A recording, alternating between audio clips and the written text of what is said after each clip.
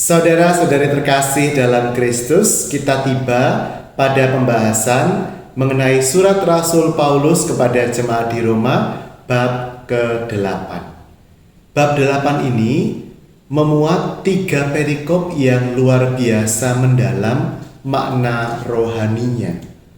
Diawali dengan perikop hidup oleh roh. Kemudian disusul dengan perikop pengharapan anak-anak Allah, dan ditutup dengan perikop tentang keyakinan iman. Saya akan berfokus pada perikop yang terakhir tentang keyakinan iman. Saya baca dari ayat 33. Siapakah yang akan menggugat orang-orang pilihan Allah? Allah yang membenarkan mereka. Siapakah yang akan menghukum mereka? Kristus Yesus yang telah mati, bahkan yang dibangkitkan, duduk di sebelah kanan Allah dan memohon untuk kita. Siapakah yang akan memisahkan kita dari kasih Kristus? Penindasan atau kesengsaraan atau penganiayaan atau kelaparan atau ketelanjangan atau bahaya atau pedang? Seperti tertulis, oleh karena engkau kami ada dalam bahaya maut sepanjang hari. Kami dianggap sebagai domba-domba sembelihan. Tetapi dalam semuanya itu kita lebih daripada orang-orang yang menang, melalui Dia yang telah mengasihi kita. Sebab aku yakin baik malaikat maupun pemerintah, baik yang ada sekarang maupun yang akan datang, atau kuasa-kuasa, baik yang di atas maupun yang di bawah, baik ataupun suatu makhluk lain, tidak akan dapat memisahkan kita dari kasih Allah yang ada dalam Kristus Yesus Tuhan kita.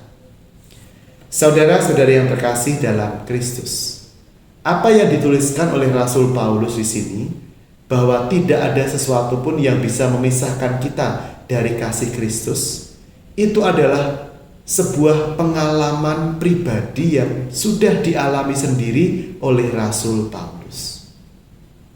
Surat kepada jemaat di Roma ini adalah semacam rangkuman dari pengalaman rohani dan juga permenungan iman Rasul Paulus. Surat kepada jemaat di Roma ini adalah surat yang paling panjang, terdiri dari 16 bab. Nah, ini adalah sebuah penegasan dari pengalaman pribadi Rasul Paulus. Dia sudah mengalami banyak penolakan sebagai seorang rasul. Terutama ironinya ditolak oleh orang-orang sebangsanya sendiri, orang-orang Yahudi yang belum atau tidak mau menerima Yesus sebagai Mesias. Rasul Paulus pernah kapalnya itu karam, dia tenggelam, dia pernah dilempari batu, dia pernah dicerca, dihina sedemikian dahsyatnya. Dia sering berada dalam bahaya maut, mau dibunuh, terancam oleh aneka bahaya di darat, laut, dan sebagainya. Tetapi semuanya itu ternyata tidak bisa memisahkan Rasul Paulus dari kasih Kristus. Nah, bagaimana dengan kita? Apakah kita cukup tahan uji ketika melewati kesulitan-kesulitan dalam hidup?